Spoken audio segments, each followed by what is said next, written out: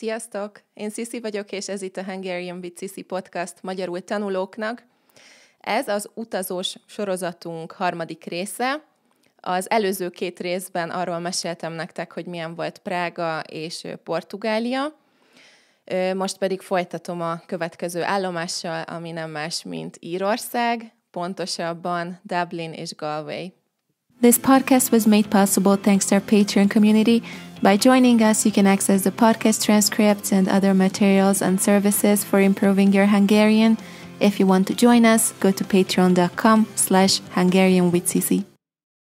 Írország volt a kedvencem, annyira tetszett minden, tényleg minden.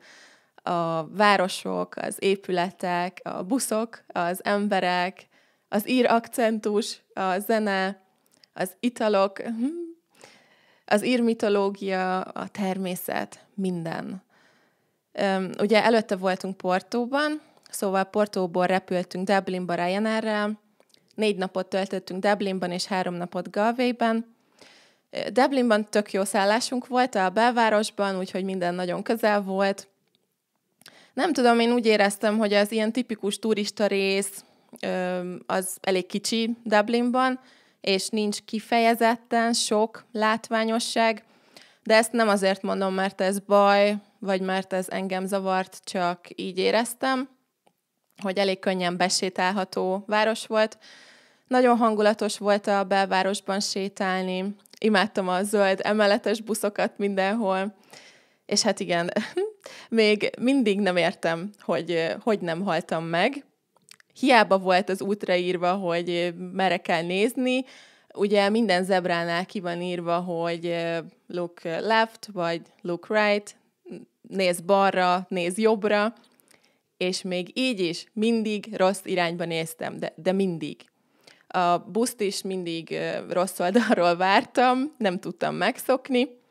Minden nap előfordult, hogy mondtam a férjemnek, hogy elment a villamos, és mondta, hogy de rossz villamos nézel, nem abba az irányba megyünk.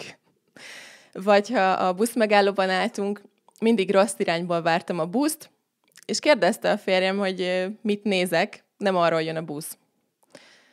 Egyszer nagyon vicces volt, sokkot kaptam, épp mentünk át a zebrán, és kanyarodott be egy taxi, és nem volt benne sofőr.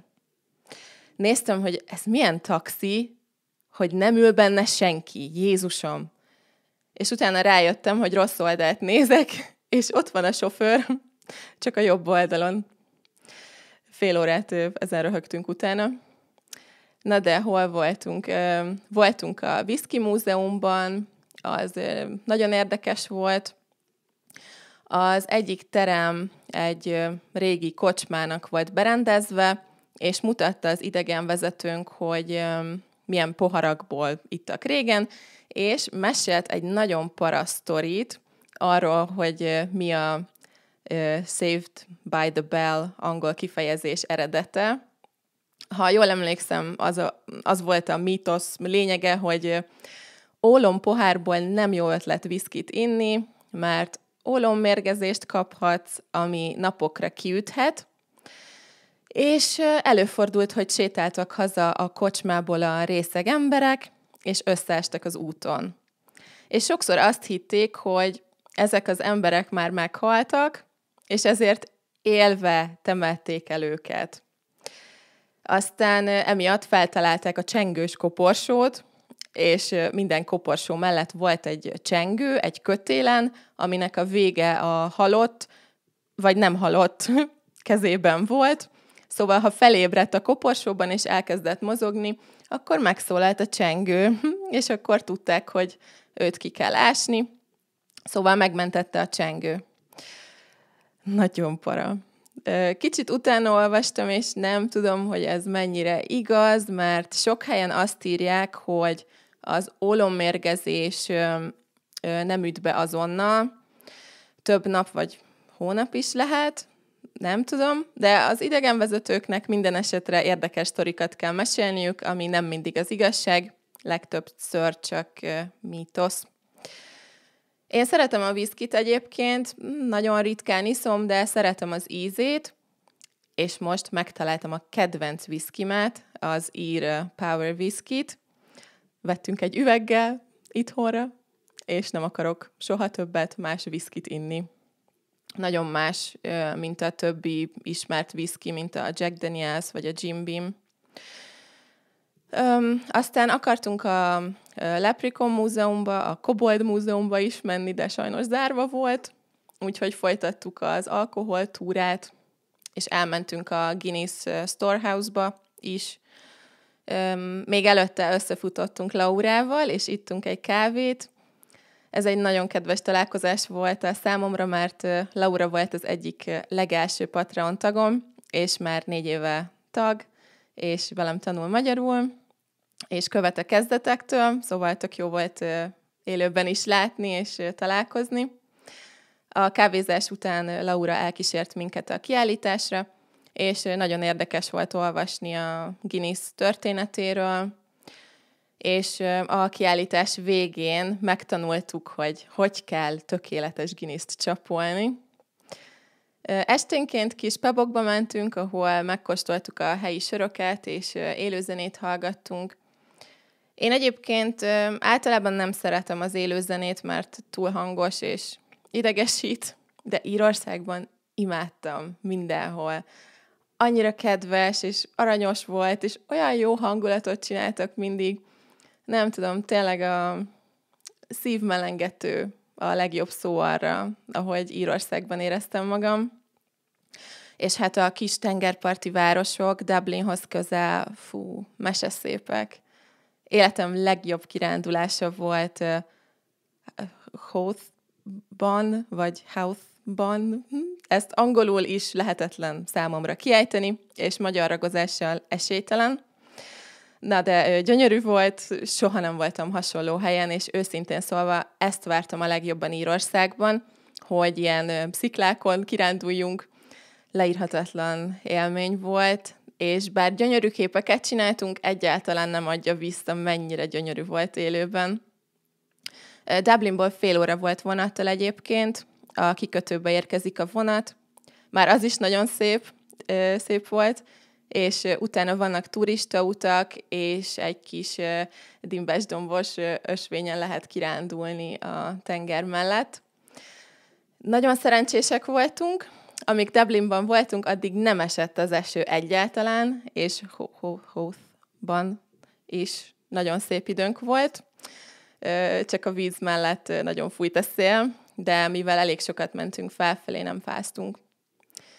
Emlékszem, hogy mondtam a férjemnek, hogy mennyire más lehet ide eljönni a családoddal hétvégén kirándulni, mint a Normafára. Ne értsetek félre, nagyon királyhely a Normafa, de elgondolkoztam rajta, hogy vajon változtat-e az emberek életminőségén, ha ilyen szép helyeket láthatnak minden héten. Aztán a 4. nap vonattal mentünk Galwaybe, ami Írország nyugati részén van. Kb. 2,5 óra volt a vonatút. Nagyon aranyos kisváros, Galway is nagyon tetszett. Ott is sokat sétáltunk, mindenhol nagyon sokat sétáltunk. Nagyon jó hangulatú kisváros szerintem. Az emberek még kedvesebbek voltak, mint Dublinban, pedig már Dublinban is nagyon kedvesek voltak. Főleg, hogy az egy főváros, ugye, és azért az elég jellemző szerintem, hogy fővárosokban nem túl kedvesek az emberek. A legfőbb oka annak, hogy Galwayben is eltöltöttünk pár napot, az volt, hogy onnan indultak túrák a Moher-sziklákhoz. Ez volt a legkedvencebb helyem, ahova eljutottunk. Ez tényleg bakancslistás álomhely volt. Ez a legszebb hely, ahol valaha voltam, pedig már voltam kb. 30 országban. Kb. 2 óra volt busszal, Galwayből egy kis busszal mentünk 6 másik turistával. A buszon mellettünk természetesen egy amerikai, texasi nyugdíjas házaspár ült. Ugye mi is Texasban lakunk, szóval vicces volt. Nem tudom, én úgy vettem észre, hogy az amerikaiak nagyon örülnek, amikor más amerikaiakkal találkoznak utazás közben, Én világéletemben, ha nyaralás alatt meghallottam, hogy valahol magyarok vannak a közelben, elmentem a másik irányba. Nem tudom, hogy ez magyar dolog-e, vagy személyes dolog, vagy más nemzetek is csinálják ezt. Írjátok meg kommentben, hogy mit gondoltok, nagyon kíváncsi vagyok. Szóval a buszút is nagyon király volt, rohadt jó fej volt az idegenvezetőnk, és útközben sok szép helyen megálltunk, kisebb szikláknál, és egy várnál, ahol életem első igazi ír kávéját ittam. Gyönyörű volt az út is, dimbes-dombos tájakon keresztül, minden zöld volt, mindenhol tehenek, kis házak, bárányok. Tényleg egy mesében éreztem magam. A moheri sziklákról pedig nem tudom, mit mondjak, mert nincsenek rá szavaim. Annyira csodálatos volt. És nekem extra boldogság volt, hogy az egyik Harry Potter filmben, a Harry Potter és a Félvér hercegben az egyik részt ott vették fel, és eszméletlen érzés volt ott állni. Igen, Harry Potter rajongó vagyok. Aztán az utolsó napunkon egész nap utaztunk, reggel visszamentünk Dublinba vonattal, és onnan repültünk Londonba. Londonról lesz az utolsó utazós epizód jövő héten. Nagyon szeretnék még visszamenni Írországba, remélem összejön, és még sok szép helyre el tudunk majd ott menni. Na, én ennyit szerettem volna mondani.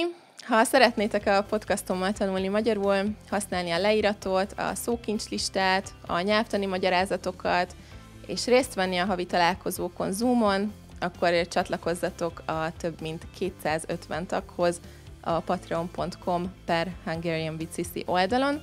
A leírásban megtaláljátok a linket. Köszönöm szépen, hogy itt voltatok, és szeretettel üdvözlöm az új Patreon tagokat, akik név szerint Jewel, Robert, Uki, Daniel, Sorin és Brian. És külön köszönet Rafaelnek, a podcast legnagyobb támogatójának. További szép napot mindenkinek! Sziasztok!